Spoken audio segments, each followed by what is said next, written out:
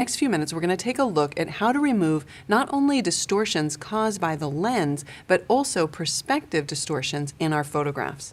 So in the Develop module, in the Lens Correction panel, in the Basic panel, there are two options that we'll want to make sure that we check on.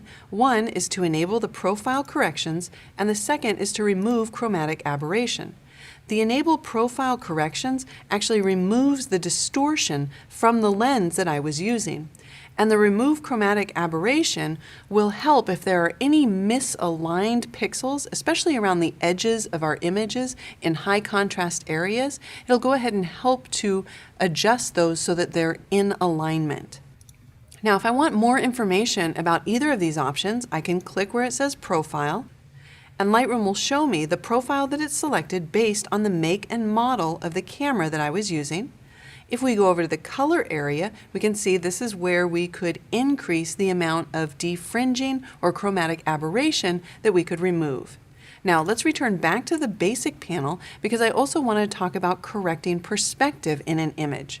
There are 4 different upright modes that we can choose from. The first one is Auto, and you can see that it tries to automatically upright any buildings, removing any of the distortion based on the perspective from which the photograph was taken. Let's go ahead and turn that off for a moment. If I simply want to level the image, I can choose the Level option. If I want to make sure that all of my vertical lines are vertical, then we will click the Vertical option. So the difference between the Vertical and the Auto option is that the Auto option is typically a little bit more gentle in the correction so that it looks a little bit more natural, whereas the Vertical assures that all of the lines in your image will be vertical. If I wanted to apply a full perspective, I can do this, but in the case of this image, it looks a little bit odd because it just wasn't meant to be a photograph that was taken straight on. But it's nice to know that Lightroom can do this. If I wanted to constrain the crop, I could check that on so that we don't have that extra white space around my image, but you can see how much it actually cropped off. If I select the crop tool, the reason it crops so much is because it constrained it using the aspect ratio of the original image. Now, because my aspect ratio is unlocked here, I could go ahead and readjust this so that we could include more of the image. When I tap Return or Enter, we can see the results, but I actually don't want to make that drastic of a change. So I'll uncheck the Constrain Crop, scroll down, and return back to the Auto option here, and then using the Crop tool, I'll reset the crop.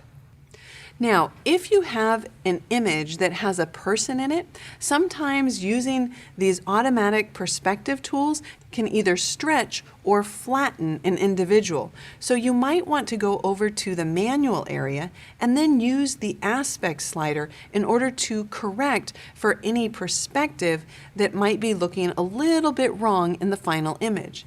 In addition, if you're using a lens and camera combination that we don't have a default profile for, you can always come in this manual area and make the changes yourself. Finally, I'll return back to where it says Basic, and I'm going to use a keyboard shortcut. In this case, it's Command-Option-O or Control-Alt-O on Windows in order to display a grid over our image. And if I hold down the Command key and I click on the Size option, I can change the size of the grid, making it smaller or larger. And if I click and drag over the word Opacity, we can make it either less or more opaque, making it more or less visible. To toggle that off, I'll just hold down Command-Option-O again and hide that overlay. So there you have it, an easy way to remove the distortions in your image caused by your lens, as well as correct any perspective distortion in images. My name is Julianne Cost. Thanks for joining me.